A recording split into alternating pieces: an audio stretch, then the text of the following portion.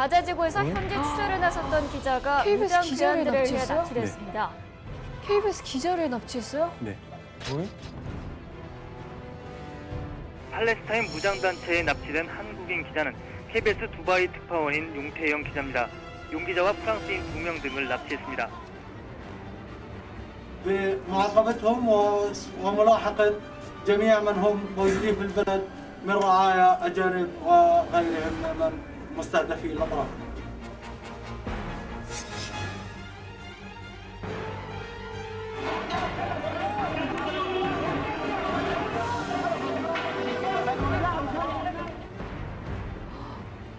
그래서 그 KBS 기자님은 어떻게 되셨어요? 아마 나중에 풀려났을 겁니다. 네. 다행이네요.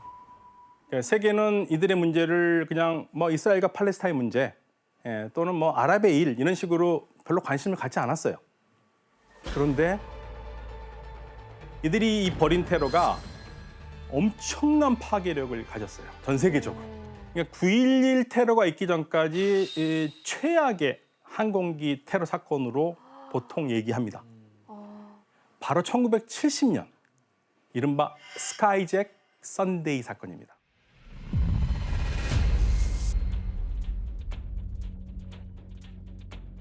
(1970년 9월 6일) 뭐 평상시와 다름없이 유럽 각지에서 뉴욕으로 향하던 비행기들이 있는데요. 이 비행기들이 갑자기 공중에서 납치됩니다.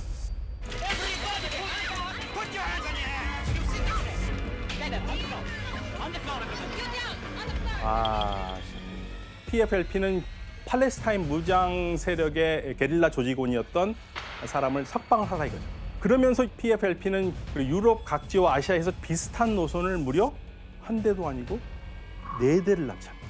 4대를 납치합니다. 와. 4대.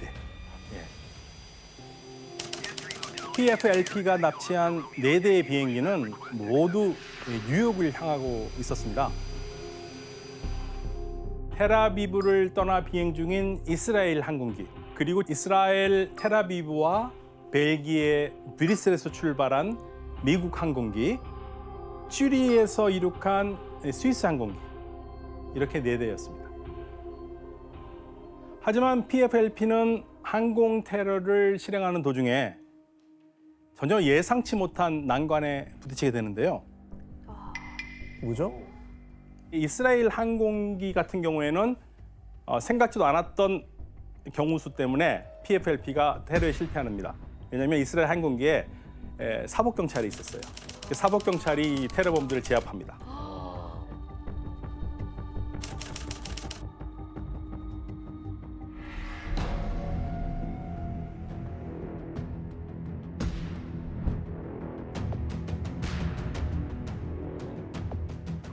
근데 납치범들이 비행기를 옮기거든요.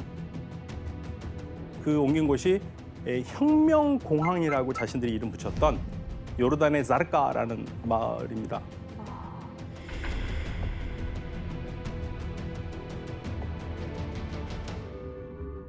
그리고 또 3일 후에 이들은 다시 9월 9일이거든요. 이번에는 승객이 116명이 탄 영국 항공기를 딱 정해서 추가 납치합니다. 특별한 이유가 따로 있어요? 영국 굳이? 이 납치를 주도했던 그중에 아주 중요한 사람이 있었는데 영국에 잡혀 있어요? 네, 사진 한번 보실까요? 바로 납치를 주도했던 레일라 칼레드라는 여성입니다. 이분이 비행기를 납치를 했다고요? 네, 그러니까 칼레드가 9월 6일 날 납치를 했던 이스라엘 항공기 이게 실패했잖아요. 네. 그러면서 영국한테 이제 교도소에 수감된 거죠.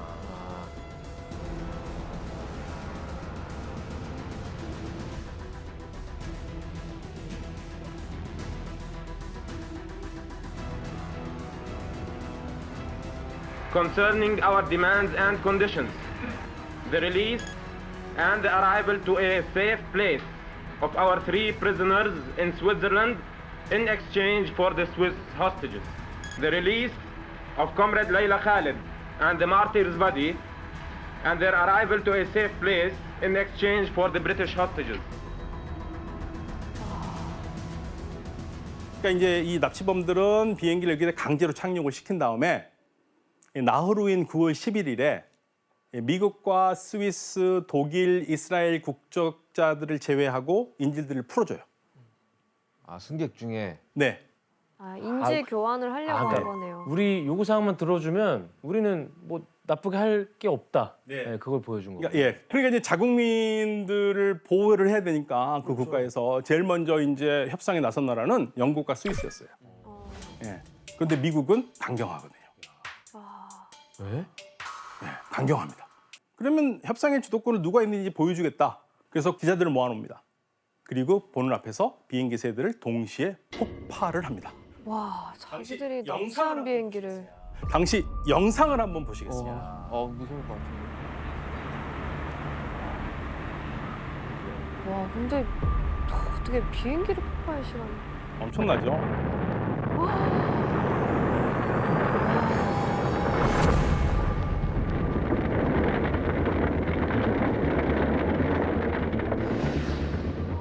진짜 무시무시하네요. 진짜 심리적으로 엄청난 압박이 될 것 같아요. 그렇죠. 심리적으로 얼마나 압박이 되겠습니까? 그래서 가장 즉각적인 반응을 보인 나라가 있어요. 영국입니다. 영국은 폭파 다음 날인 9월 13일에 영국 BBC를 통해서 영국 인질에 대한 대가로 니네들이 원하는 그 칼레들을 설방할 거라고 무려 아랍어로 발표를 합니다. 와, 아랍어로? 네, 놀란 거죠. 아시마드 씨 근데 이 요르단에서 굳이 이렇게 저지른 이유가 뭐가 있을까요? 일단은 전쟁 때문에 요르단으로 온 난민들이 많아요. 많았고. 네, 그래서 그 요르단 인구 중에서 거의 그때 60% 이상 팔레스타인 사람. 60%요? 네. 진짜 많았네요. 와. 그냥 뭐 팔레스타인들이 대부분이네요. 그러면 요르단은. 그렇죠. 사실은요, 아랍 국가들 중에서도 팔레스타인과 요르단이 굉장히 친했어요. 그러니까 동질감을 가지고 있었고, 그런데 또 안을 깊숙이 들여다보면 요르단 같은 경우에는 예루살렘 이 지역을 항상 자신의 땅이라고 생각했는데 그걸 차지해야겠다는 항상 그 꿈을 가지고 있었고, 팔레스타인은 요르단에서 거의 국민의 60%를 차지하다 보니까 이게 우리나라도 될 수 있겠다라는 생각을 하게 되는 겁니다. 그러면서 국왕을 계속적으로 위협하거든요. 네? 누가요? 팔레스타인 사람들이. 피에로가. 그리고 국왕 암살까지 시도합니다. 네, 무려 3번을 암살을 시도를 할 정도예요. 근데 왜 팔레스타인 편을 들어요? 요르단 입장에서는 참은 거죠. 그러니까 요르단이 참았어요. 어차피 이스라엘 안 좋아하니까. 그러니까 이스라엘 더 큰 악이구나라고 생각했던 그렇지, 거구나. 그렇지 이렇게. 그러니까 이 팔레스타인 무장 단체들은 목표를 세우고 지체 없이 요르단 국왕을 암살할 계획을 세우는데요. 그 결정적인 마지막 암살 계획이 비행기 납치를 벌이기 전 5일 전입니다. 9월 1일에 국왕의 차량 행렬에다가 총질을 하죠. 야, 와. 참 진짜. 네.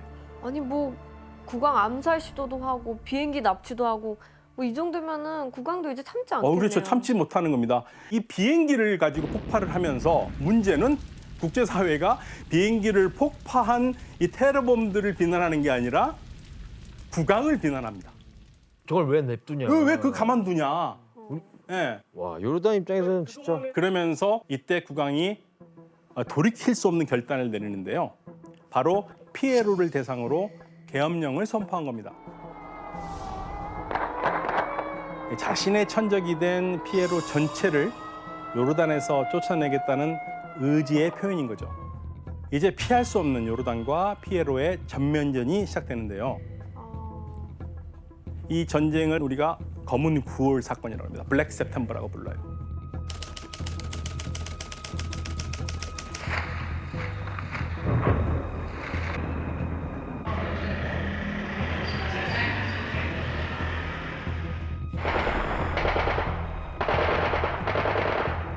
진짜 심각했군요. 진짜 심각했어요.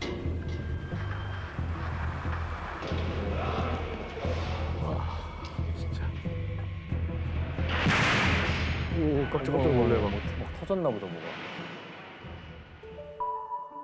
이때 9월 17일부터 27일까지 10일간 벌어진 전투에서 최소 4,000에서 15,000명의 사상자가 나옵니다. 그러니까 한때는 친구였고 형제였다고 할 정도로 서로 좋아하던 사이라고 할 수 있는데 서로 총을 들이대니까 이거는 뭐 장난이 아니죠. 잡을 수 없네 이제. 그런데 피에로와 요르단의 전투가 심각하면 심각할수록 이게 단순하게 그냥 내전이 아니라 주변 국가들이 다 들썩들썩합니다. 그래서 이 아랍 국가들이 급히 들어오죠. 급히 들어와서 이제 화해시키려고, 문제를 종지시키려고. 결국에는 전쟁은 끝나는데 피에로는 더 이상 요르단에 있을 수 없다. 그래서 레바논으로 가게 됩니다. 어쨌든 결국 피에로가 물러난 거네요. 그렇죠. 그때. 물러났죠. 이제 검은 9월 사건이라고 그러는데 보통 블랙 세프템버라고 그러는데요. 피에로가 암만에서 쫓겨나는 치욕적인 결과를 맞게 되고요. 가만히 있지 않을까요? 복수할 것 같아. 그렇죠. 가만히 있지 않겠죠. 왜냐하면 그러니까 이스라엘한테 당했으면 차라리 그렇죠? 같은 아랍 예, 같은 아랍이고 같은 목표를 갖고 있다고 생각했는데 어떻게 내가 아랍한테 이렇게 당할 수 있느냐라는 이 분노가 엄청납니다. 예. 그러면서 정확히 약 1년 후인 1971년 11월 달 이집트 수도 카이로의 한 호텔에서 아주 유명한 호텔입니다. 요르단 총리 와스피 아테를 죽입니다.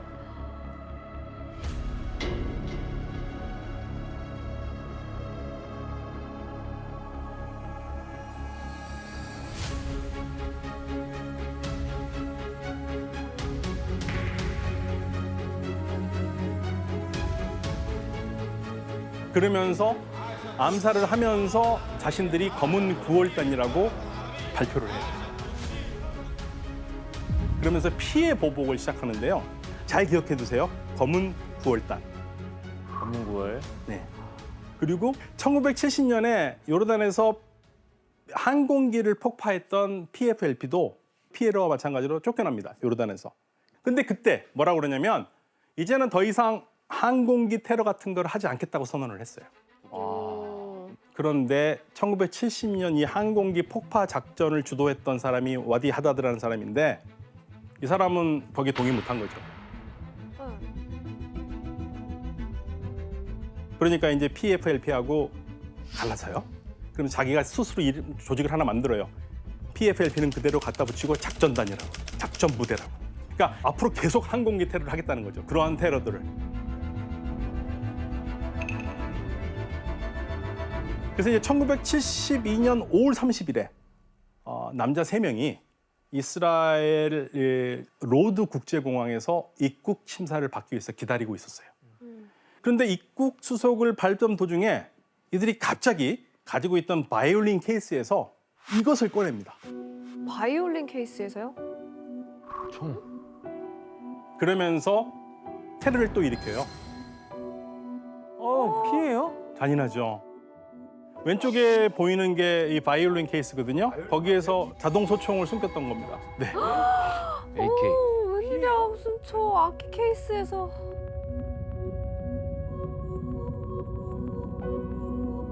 그리고 이 사건으로 공항 이용객 26명이 사망합니다. 그리고 80명이 크게 다쳤고요.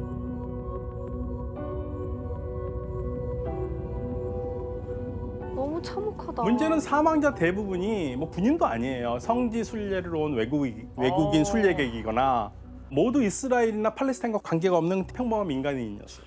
사실 씨 근데 유럽에는 어떻게 보도가 됐어요? 그러니까 어떻게 되냐면 한 사람은 이제 공항 경비대에 향해서 총을 쐈고 한 사람은 승객들이 있는 곳으로 수류탄을 던지고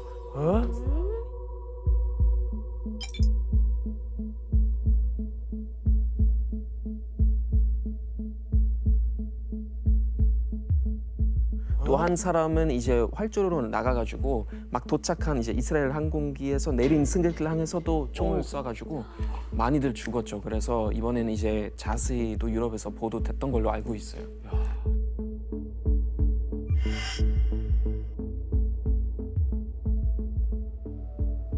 그러니까 우리가 이 사건을 눈여겨봐야 되는 가장 큰 이유는 이 PFLP가 어떠한 조건도 제시하지 않고 민간인을 무차별적으로 습격했다는 거예요.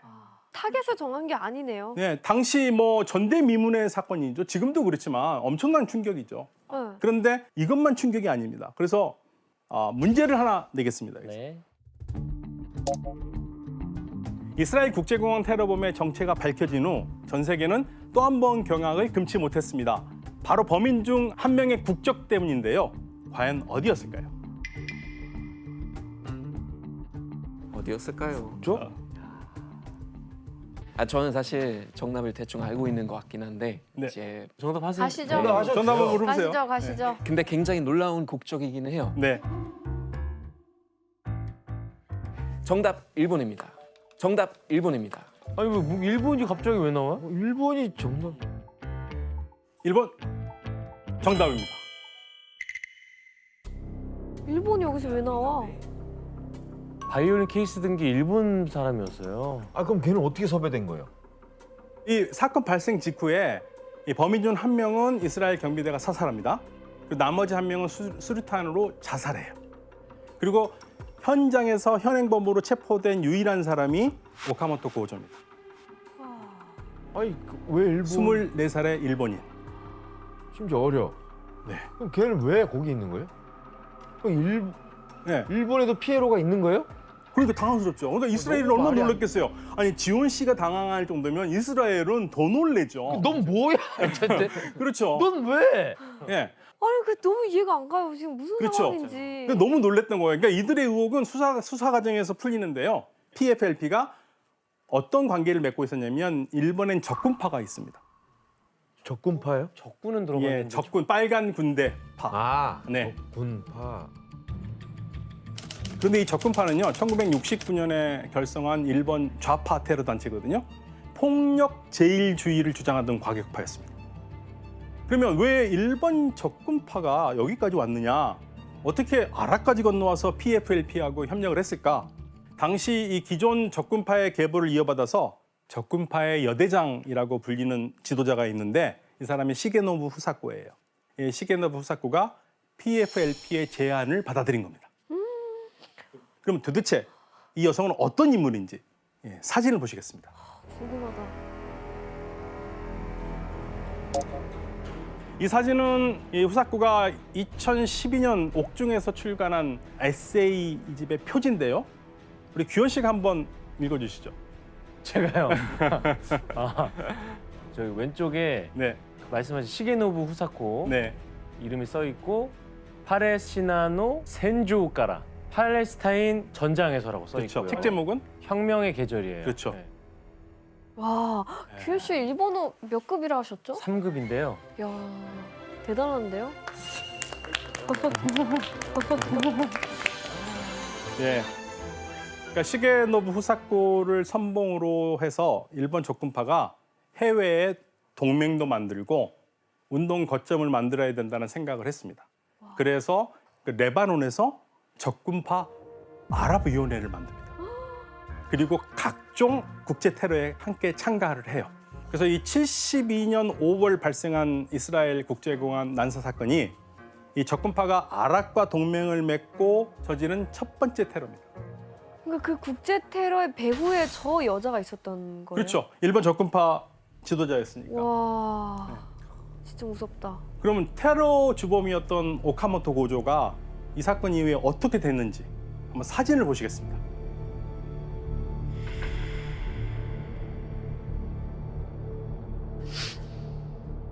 뭐야? 환영받고 있는데요? 그렇죠. 환영받고 있죠. 영웅 취급. 안 죽었어요? 아 잡혔다면서요? 잡혔는데 죽이진 않았죠. 그리고 심지어 풀어줬어요? 네. 에? 왜?